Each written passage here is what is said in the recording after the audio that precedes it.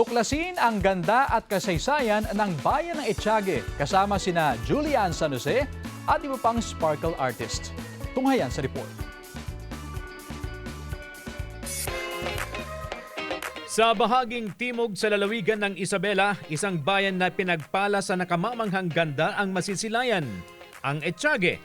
Ang lupain na saksi sa kwento ng katapangan, pagkakaisa at tradisyon na mas pinagtibay sa pag-usad ng panahon. Dito ang biyahe ng mga kapusong sina Julian San Jose, Isabel Ortega, Zonia Mejia, Seb Pajarillo, John Vic de Guzman at May Bautista. Etiague, here we go! Pero bago natin libutin ang bayan ng Etiague, alamin muna natin ang kwento sa mayaman nitong kasaysayan.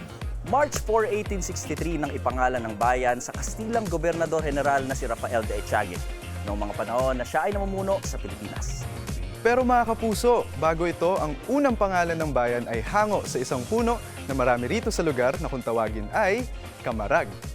Isa sa mga ipinagmamalaki ng Etiague ay ang pagiging agricultural hub nito sa lalawigan. Makikita rito ang malawak na taniman ng mais, palay at tubo, mga produktong nagbibigay buhay sa kanilang lokal na ekonomiya. Ngunit higit sa lahat, ang bayan ay tahanan din ng mga likas na tanawin tulad ng Ilagan River, Disoor Lagoon, at Dipanyong's Cave na paboritong puntahan ng mga mahilig sa kalikasan at adventure.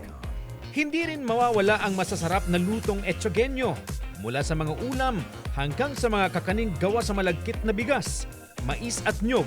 Sa bawat hapag, malalasap ang malinamnam na pamana ng pagluluto.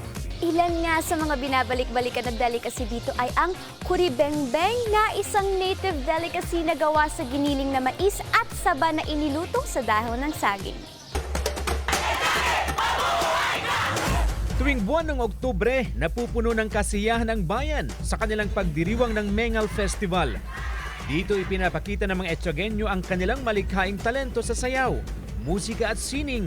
Isang patunay na buhay pa rin ang kanilang kultura. Ang Mengal Festival ay pinagdiriwang bilang pagpupugay sa mga Yogad warrior na silang mga unang nanirahan sa lugar.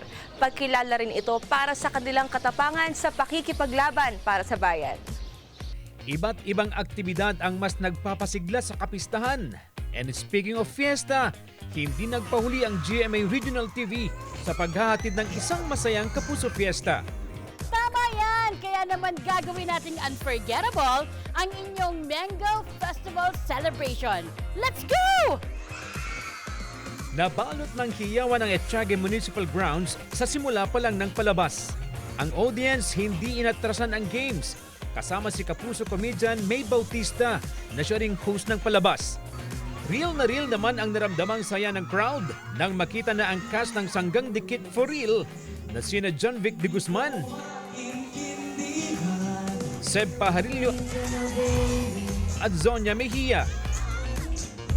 Talagang sumasabay sila, nakikipag-jam sa inyo, and at the same time, hindi lang yung mga tao yung matutuwa ka dahil sinusuportan ka pa yung mga pagkain. Ang saya lang, so nawawala yung pressure na malayo ka sa pamilya mo. So enjoy lang talaga, enjoy na enjoy.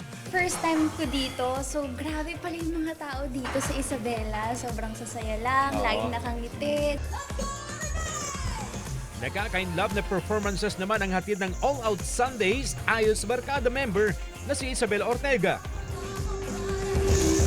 Ayun, sobrang nag-enjoy ako na makiparty sa mga Etiagueños natin dito sa Mengal Festival. Talagang ang saya, ang taas ng energy, ang sarap bumalik kasi ang sarap din ng mga delicacies nila dito.